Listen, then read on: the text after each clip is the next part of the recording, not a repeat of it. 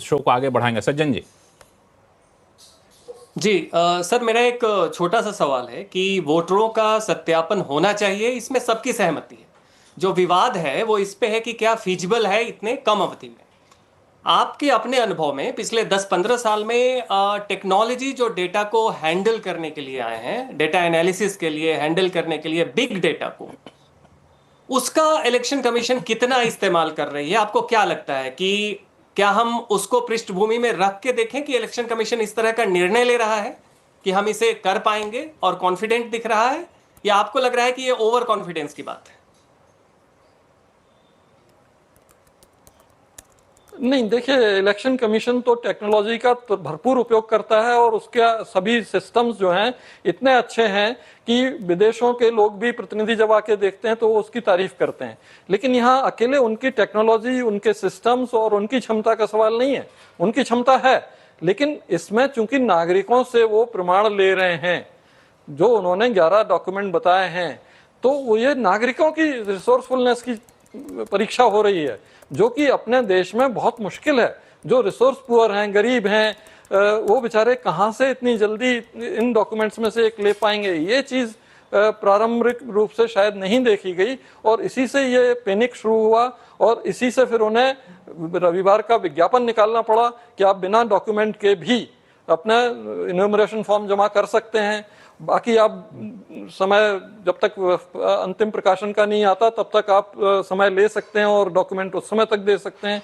लेकिन कई केसेस में ये भी देखा जा रहा है कि वो उस समय तक भी शायद ना मिले, तो बेचारे क्या वो वोट देने से वंचित हो जाएंगे। इसीलिए ये सब बातें हो रही हैं और मुझे उम्मीद है कि इसका सही हल निकलेगा।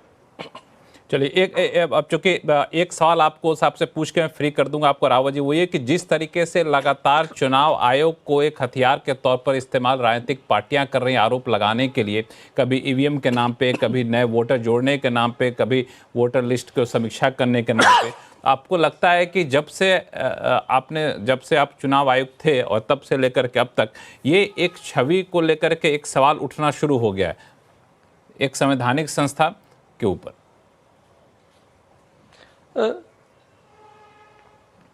मुझे नहीं लगता। देखिए, क्योंकि चुनाव जो है इसने राजनीतिक द्वंद्व को निराकरण करने के लिए जो युद्ध होते थे, लड़ाइयां होती थी, बड़ी बड़ी वार्स होते थे, उनको रिप्लेस किया है चुनाव ने।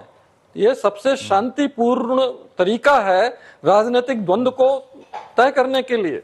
तो इसमें अगर इतना सब भी ना हो तो क्या है, मतलब कैसे चलेगा? थोड़ा बहुत खबर भी होनी चाहिए, थोड़ी बहुत नाराजगी भी होनी चाहिए, थोड़ा बहुत इंटरेस्टिंग सा जवाब होनी चाहिए। जब इतने बड़े राजनीतिक द्वंद को सुलझाने की जिम्मेदारी चुनाव आयोग पर है तो ये सब थोड़े बहुत चलने चाहिए। बहुत बहुत शुक्रिया रावत साहब हमसे जुड़ने के लिए और हमारे सभी सवालों का जवाब देने के लिए, और हमारे पैनलिस्ट के मन में जो भी आशंकाएं थी उन सारी आशंकाओं को दूर करने के लिए बहुत बहुत धन्यवाद हमारे शो में जुड़ने के लिए। तो ये रावत साहब थे जो कि पूर्व चुनाव आयुक्त थे। उन्होंने सारे मामले पर तकनीकी रूप से बता दिया कि आखिर क्या होना चाहिए, क्या हो रहा है और कितना क्या करना संभव है। लेकिन सबसे बड़ा मामला ये उठता है कि जिस तरीके से हंगामा उठा स्पेशल डिवीजन को लेकर के और फिर मामला कोर्ट तक पहुंचा और कोर्ट की सुनवाई सब ने देखी। मैं उम्मीद करता हूं कि हमारे सारे पैनलिस्ट ने सुन लिया होगा। इस सुनवाई से क्या टेक अवे मिलता है हर्षवर्धन जी? देखिए, मुझे लगता है कि सुनवाई से बड़ा एक स्पष्ट सा संदेश है। भारत में लोकतंत्र बड़ा मजबूत है। सवाल जवाब ये बहुत स्वाभाविक सा अधिकार है। लेकिन कई बार जब आप किसी भी सुधार की प्रक्रिया में, और ये पहली बार नहीं हुआ है, इस देश के विपक्ष का ये पता नहीं कुछ दिक्कत है उनको लगता है कि हर चीज का विरोध करेंगे और उस वक्त जो भी हो रहा होता है, मतलब अब चुनाव आयोग है उसको भी आपको सरकार से जोड़कर देखना है। महाराष्ट्र में आप कहते हैं कि वोटर लिस्ट में बड़ी गड़बड़ हो गई थी, अब यहां वोटर लिस्ट का स्पेशल इंटेंसिव रिवीजन है जिसमें बाकायदा पार्टियां शामिल है, लेकिन फिर भी नाराजगी। एक बात मैं जरूर कहूंगा, मेरा अपना स्पष्ट मानना है, मैं पिछले 3-4 दिनों से कह रहा हूं, यह नहीं चल सकता है कि आप कहें कि आधार सिर्फ पहचान का है, नागरिकता का नहीं है, इसलिए आप उसको न शामिल करें। सर्वोच्च न्यायालय ने आज उसको लगभग दुरुस्त किया है। उन्होंने आदेश भले नहीं दिया लेकिन ये सजेशन दिया है। और अभी मैं कहीं पढ़ रहा था कि वो चुनाव आयोग ने भी कहा है कि वो हमारे डॉक्यूमेंट्स में शामिल है। जो 11 डॉक्यूमेंट्स हैं ये प्राइमरी हैं, 3 डॉक्यूमेंट और जोड़े हैं, 14 डॉक्यूमेंट में वो शामिल है। अब जो भी वजह हो, लेकिन आधार को जब आपने उसको पहचान के तौर पर किया, जब सरकार ने उसमें बायोमेट्रिक और दूसरी सारी जितनी फुल प्रूफ हो सकती है वो तैयारी की। तो मेरा ये मानना है कि देश भर में ये स्पेशल इंटेंसिव रिवीजन होना चाहिए। 2024 का चुनाव हो गया, 29 में अगला लोकसभा चुनाव है, उसके बीच में कई राज्यों के चुनाव है। ये एक बेहतर तरीका है कि हर राज्य के चुनाव के पहले एक ऐसा स्पेशल इंटेंसिव रिवीजन उस राज्य में होता जाए जिससे चुनावों पर कोई प्रश्न चिन्ह न उठे। और दो तरह की चीजें हैं लक्ष्मण जी।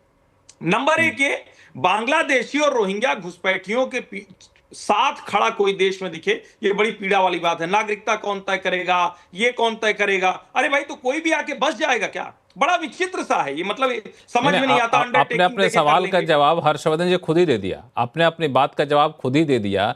अब बिहार में कई सारे जिले में 125% ज्यादा, मतलब 100 जितनी आबादी उससे 125% आधार है। अब आधार को कैसे मान लिया जाएगा? तो फिर वही दिक्कत। नहीं, मैं उसी पे तो कह रहा हूं। देखिए, दो चीजें हैं ये, दरअसल कंफ्यूजन मत करिए। इसीलिए सुप्रीम कोर्ट का आज का निर्णय लग रहा है कि उनके भी पक्ष में है, उनके भी पक्ष में। आधार ज्यादा बने तो कौन ठीक करेगा? सरकार ठीक करेगी, प्रशासन ठीक करेगा, पुलिस ठीक करेगी। आधार में आप पकड़ सकते हैं ना, मेरे फिंगरप्रिंट हैं, बायोमेट्रिक आपने सब दे रखा है, आंखों की रेटिना का आपने पुतली ली हुई है। तो सवाल यह है कि उससे बेहतर तरीका आपको कौन सा मिलेगा फर्जी मतदाता? उससे तो साफ, उससे तो सिर्फ आप ये पकड़ सकते हैं ना हर्षवर्धन जी, उससे तो सिर्फ आप ये पकड़ सकते हैं कि लक्ष्मण राय यही है। लक्ष्मण राय का आईडी कार्ड लेकर के हर्षवर्धन त्रिपाठी नहीं जा सकते, आप ये पकड़ सकते हैं। ये तो नहीं पकड़ सकते नहीं कि लक्ष्मण राय जो है, जिसके पास आधार है, वो भारतीय नागरिक है, वो तो नहीं पकड़ सकते। क्योंकि हम तो जाएंगे, अपना 5 उंगली देंगे, आंख का आइरिस का सैंपल देंगे, हम आधार कार्ड हमारा बन गया। यही तो है मसला। तो आधार कार्ड बनवाने के लिए वो सारे डॉक्यूमेंट लगते हैं और आधार कार्ड देकर वो सारे डॉक्यूमेंट बनाए जाते हैं। ये मुर्गी अंडा वाला जो मसला है, इसको कौन ठीक करेगा? सरकार और प्रशासन। तो मेरा ये मानना है कि हमें उस तरफ बढ़ना ही पड़ेगा। और जब आप बढ़ना ही पड़ेगा को आधार से कर रहे हैं तो फिर उससे बच नहीं सकते, उसको फुल प्रूफ करिए ना। आशुतोष जी, आधार को माना जाए कि पहले आधार को फुल प्रूफ किया जाए तब माना जाए? लक्ष्मण जी, आप तो ऐसा सवाल खड़ा कर दिया है, इस देश के अंदर तो पासपोर्ट तक फर्जी बन जाते हैं। आप क्या बात करते हैं? आपको कौन सा डॉक्यूमेंट चाहिए? आपके पास पैसा होना चाहिए और आपके पास 2-4 फोन नंबर होने चाहिए। आप यहां इस देश के प्रधानमंत्री का जन्म प्रमाण पत्र भी ला सकते हैं, उनका जाति प्रमाण पत्र भी ला सकते हैं। मेरा प्रश्न इस बात को लेकर यह है, अगर आधार फर्जी बन सकता है तो पासपोर्ट भी फर्जी बन सकता है, जन्म प्रमाण पत्र भी फर्जी बन सकता है, कुछ फर्जी बन सकता है इस देश के अंदर। आप अच्छी तरीके से जानते हैं, हम इस देश को बहुत बेहतर तरीके से समझते हैं। अभी जैसे आपने थोड़ी देर पहले कहा कि भाई बिहार के अंदर 125% जो है वो आबादी से ज्यादा आधार कार्ड है, तो 20 साल से वहां सरकार किसकी है भाई? अगर मान लीजिए वहां पे लालू प्रसाद यादव की सरकार होती, ममता बनर्जी की सरकार होती, या मान लीजिए चंद्रबाबू नायडू की सरकार होती, तो आप जिम्मेदार ठहरा सकते थे कि भाई ये तो सेक्युलरिस्ट लोग हैं और इन्होंने जानबूझकर अपीजमेंट करने के चक्कर में और बांग्लादेशियों को लाके बिठा दिया ताकि उनको वोट मिल सके। लेकिन 20 साल तो सरकार में जनता दल यूनाइटेड की सरकार है ना, नीतीश कुमार जी मुख्यमंत्री हैं। तो इसका मतलब क्या उन्होंने बांग्लादेशियों को, रोहिंग्या को लाके बिठा दिया है और ताकि उनका वोट उनको मिलता रहे? ये तो तर्क ही अपने आप में बहुत ही हास्यास्पद तर्क है। जो असली सवाल इस बात को लेकर यह है कि जब सुप्रीम कोर्ट इस बात को कह रहा है, जिसका जवाब ओपी रावत साहब ने नहीं दिया, कि भाई नागरिकता जांच करने का अधिकार इलेक्शन कमीशन के पास नहीं है, साफ तौर पर सुप्रीम कोर्ट ने कहा।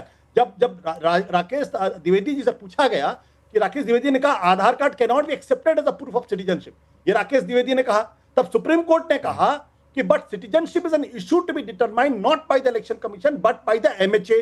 ये सुप्रीम कोर्ट स्पष्ट तौर पर कह रहा है। अगर सुप्रीम, और यही नहीं, 1995 का भी सुप्रीम कोर्ट का फैसला, क्योंकि उसके पहले 2 ऐसे डायरेक्टिव इलेक्शन कमीशन की तरफ से हुए थे जो नागरिकता जांच करना चाहते थे। दोनों डायरेक्टिव्स को सुप्रीम कोर्ट में, पहले हाई कोर्ट में चैलेंज किया गया, फिर सुप्रीम कोर्ट में चैलेंज किया गया, और वहां भी स्पष्ट तौर पर कह दिया कि भाई अगर किसी आदमी को आप जब जाते हैं तो वो जो जानकारी दे रहा वोटर के लिए कि मैं इस देश का नागरिक हूं और मैं ये ऐलान करता हूं कि मेरे सारे डॉक्यूमेंट सही हैं और मैं वोट देने के अधिकारी हूं, तो सुप्रीम कोर्ट कहता है कि आपको उसका ये डिक्लेरेशन मानना पड़ेगा।